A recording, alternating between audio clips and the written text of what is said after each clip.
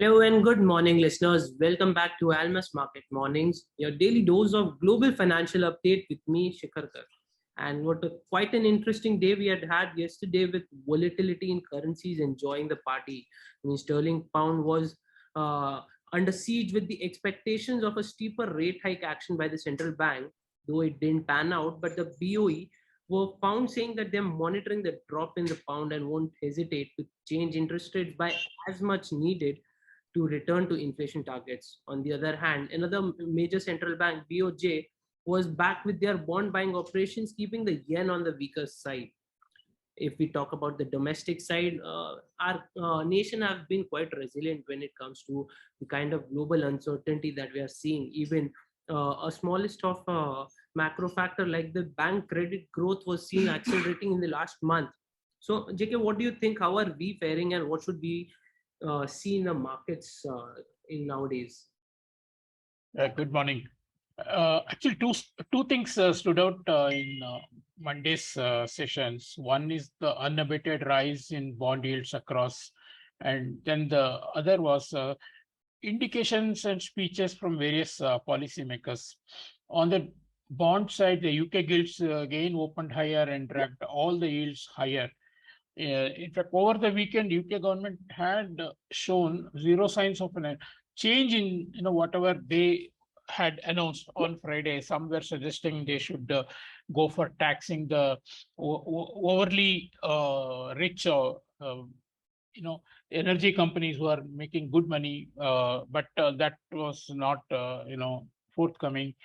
So markets had a field day selling the bonds in UK, and that also took the other yields higher in Europe as well as in the US. Uh, yeah, bond yields in the UK were 40 basis points higher compared to the previous high. German yields touched 2.13 at multi-year highs, and the US tens reached 3.93, and that's a 10-year and almost away from the magical 4% mark. Yeah, central banks were at their vocal best yesterday, and Japan, in fact, surprised one of the diplomats, the currency diplomat, actually said that there was no such thing as a line in the sand at 145, and they do not say that they will keep on intervening to protect any particular level. That combined with today's surprise unscheduled bond buying operation confirms that they are more focused on yield curve control rather than on the currency. Although the statements or the vocal protest against the currency weakness is also forthcoming, somehow overall they seem to be more concerned about the yields not going up. Then People's Bank of China said it would be raising of foreign exchange risk reserves for financial institutions while purchasing FX forwards. They rose it to 20% from the zero level, and that obviously to no effect on the currency, which hit 1.18 almost, sorry, 7.18 almost. Then the Bank of England, obviously everybody looked forward to what the Bank of England would do after fall in sterling to all-time low, in the sense of since 1985 we had seen 0.8520, and yesterday 1.0520, and then we went to 1.0380 yesterday. So this was a big move, considering that we were only 1.15 early last week, closer to 1.15 early last week, and obviously a lot of official reactions were expected.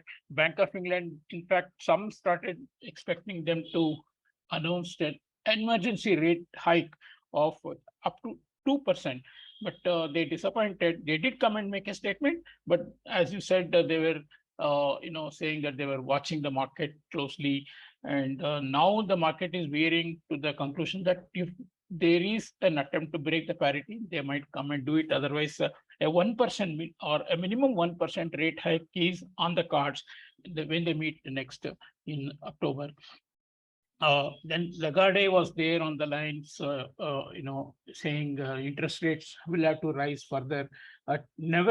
Several next meetings in a bid to tramp down on the inflation. In fact, she was speaking at the European Parliament Committee on Economic and Monetary Affairs, and she was expecting such a move would help dampen the demand. But there is a lot of concern in Europe because they are still running a QE indirectly because they are not, they are still rolling over the existing purchases. So effectively, the QE is still in place, whereas in other countries, QT has started, particularly in UK and in the US. There was very little confidence on the euro sustaining any rally based on the ECB president's statement. German business sentiment also slumped to lowest level as per the IFO data, and it reported a drop in business morale, which is not seen since the early stages of COVID-19. So we are back there at pre-COVID level. Bostic of Atlanta, Fed said that we need to get inflation under control, which is the highest priority.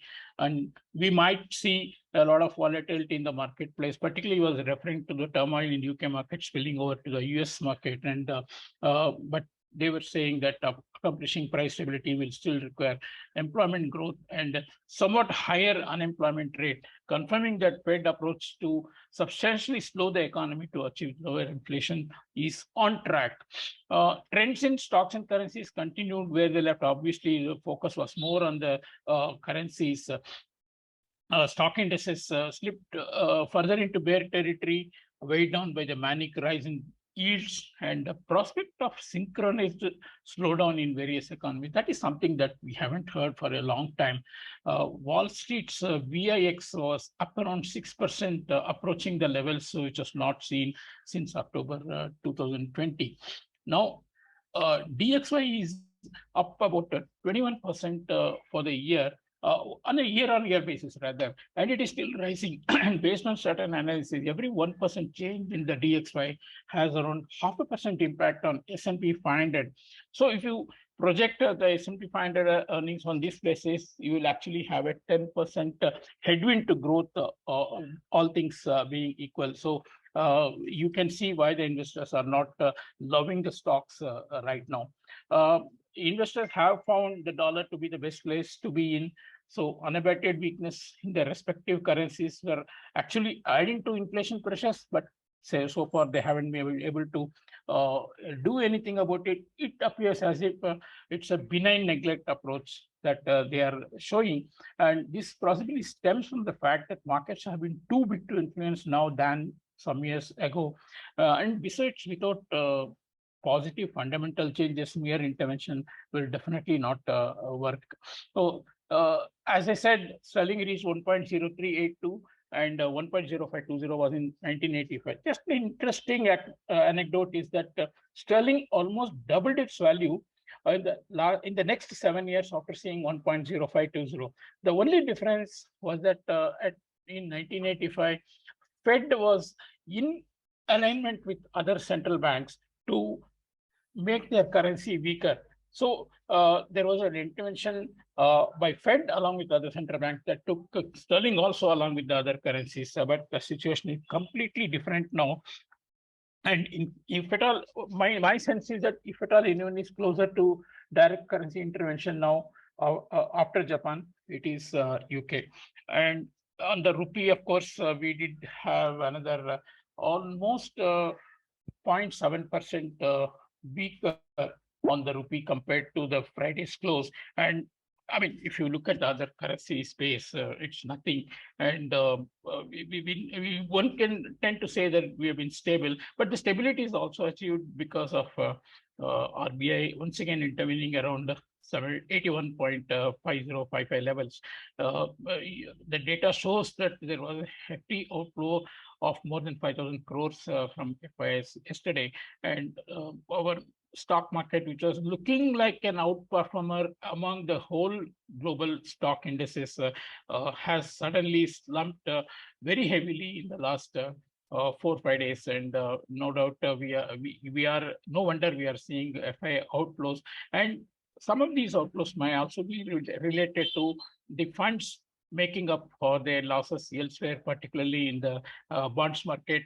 Yeah, we are into the last 4 days of the first half of 22-23, and we might be more guided by flows in the coming sessions, because exporters and other corporates have a lot of commitment to convert their receivables. It might be somewhat of a matching demand and supply situation, but definitely we have to keep an eye on the global currency space. Can't get carried away with some flow related selling without a big shift in the global currency space, either through intervention or through any major policy change. Rupee is not likely to get stronger on its own, and any dip to 81 currently is looked as an opportunity by importers to hedge. Thank you. Okay, JK, and that was quite good and quite detailed one, that I must say. I mean, folks, there was an unabated rise in bond yields, and it has put pressures across the industries. Even equities, as we are seeing, is quite in a sliding move. Though oil continued to trade softer on the recession expectations, but other factors still remain on the pressure situation for currencies.